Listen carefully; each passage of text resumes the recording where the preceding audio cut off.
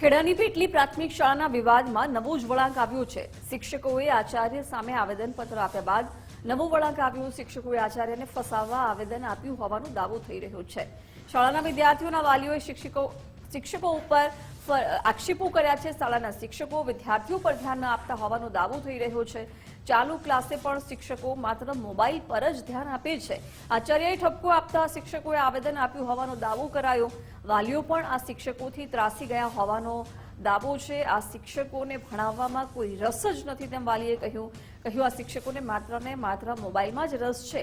આચાર્ય વારંવાર શિક્ષકોને ઠપકો આપે છે છતાં માનતા નથી। આચાર્યએ પણ શિક્ષકો ઉપર ગંભીર આક્ષેપ કર્યા। શિક્ષકોનું ધ્યાન માત્ર મોબાઈલમાં જ હોય છે। શિક્ષકોને ઠપકો આપ્યો તો મારી સામે ષડયંત્ર રચવામાં આવ્યું। હાલ સમગ્ર મુદ્દે તાલુકા શિક્ષણ અધિકારીએ તપાસ શરૂ કરી છે।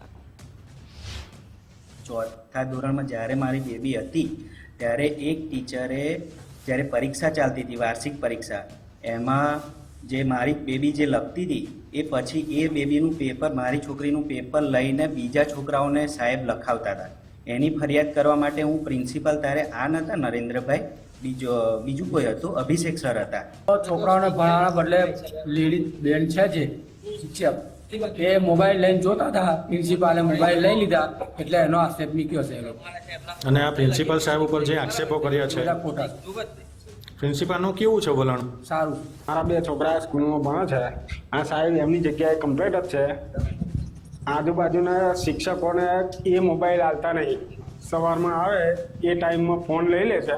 શિક્ષક આ આચાર્ય એમની જગ્યાએ કમ્પ્લીટ જ છે।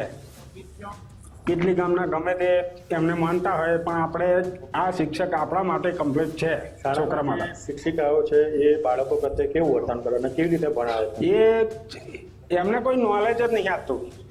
મેડમ કોઈ છોકરાને નોલેજ જ નહીં આપતું।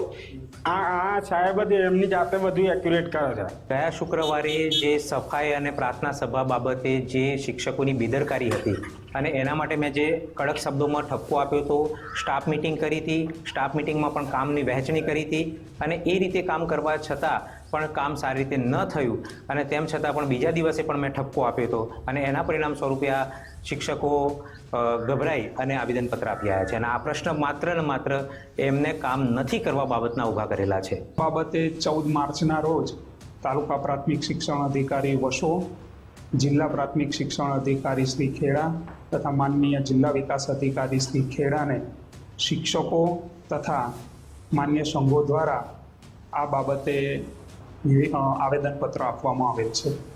અને સાહેબ આજે જે સ્કૂલના શિક્ષિકાઓ દ્વારા બાળકોને પ્રવેશવા નતા દીધા, એમની મનમાની કરી હતી ને એમનો પરીક્ષાનો સમય નજીક છે, ભણવાનો બગડે છે, એ બાબતે તમે શિક્ષિકાઓ શું પગલાં લેશો? આ બાબતે માનનીય જિલ્લા પ્રાથમિક શિક્ષણ અધિકારી શ્રીએ પ્રાથમિક તપાસ સોંપવાના છે અને તે મુજબ પ્રાથમિક તપાસ કરી અને નિષ્કર્ષ કાઢી અને શિસ્ત સેવા અપીલના નિયમ મુજબ કડકમાં કડક પગલાં ભરવામાં આવશે।